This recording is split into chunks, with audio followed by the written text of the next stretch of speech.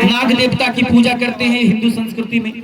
ये नागराज लोग आ गए हैं, इन सबको नमस्कार है। इन सबको पवन देवता भी मदद कर रहे हैं और अब नाग देवता भी मैदान में आ गए हैं। क्या बात है, बहुत बहुत धन्यवाद। धीरे धीरे सांस छोड़ते हुए नीचे, और अब दोनों हाथों को जंघा के नीचे हथेली को दबा दीजिए। दोनों हथेली को जंघा के नीचे। अभी मैं पिलखवाड़ के महावीर स्थान ग्राउंड पर मौजूद हूँ। यहाँ पर अभी हम लोगों ने वृक्षारोपण किया है। साथ ही हरित योगा कार्यक्रम के तहत 2025 के तहत हम लोगों ने यहाँ पर लगभग 400 से 500 लोगों को अभी योग कराया है और प्राणायाम भी सिखाया है। हमारे योगाचार्य उमेश कुमार उषाकर जी द्वारा और मालविका जी के द्वारा, उनकी टीम के द्वारा यहाँ पर योग शिविर और प्राणायाम का प्रशिक्षण दिया गया है। साथ ही लगभग 400 से 500 लोगों को यहाँ पर एक साथ योग कराकर महावीर जी स्थान मधुबनी पिलखवाड़ के मधुबनी के ग्राउंड में हम लोगों ने इतिहास रचा है।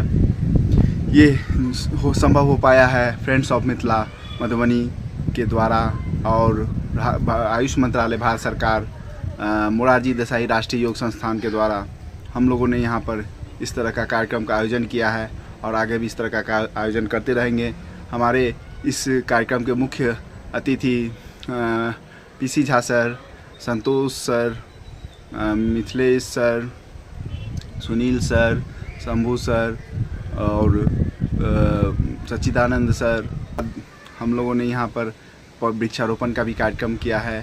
साथ ही वृक्षारोपण के कार्यक्रम में हम लोगों ने आम का पेड़, जामुन का, अशोक का, महोगनी का, इस तरह के बहुत सारे पेड़ को लगाया है और सफाई अभियान का भी कुछ सेशन यहाँ चला है।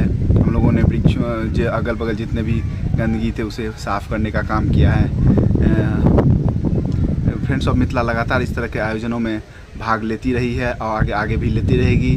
मैं फ्रेंड्स ऑफ मिथिला के सचिव के रूप में आप लोगों को हार्दिक स्वागत करता हूँ, अभिनंदन करता हूँ। हमारे राष्ट्रीय अध्यक्ष राहुल झा जी लगातार अनुदान के रूप में बैग हम लोग को देते आते हैं, उसे बीच बीच में हम लोग बांटकर बच्चों के, गरीब बच्चों के बीच में ले जाने का काम करते हैं। इसलिए आप लोगों के सहयोग से इतना बड़ा काम, और सबसे बड़ा धन्यवाद देना चाहूँगा आयुष मंत्रालय भारत सरकार का, मोरारजी देसाई योग संस्थान का, जिन्होंने मुझे ये मौका दिया, हमारे संस्था को ये मौका दिया।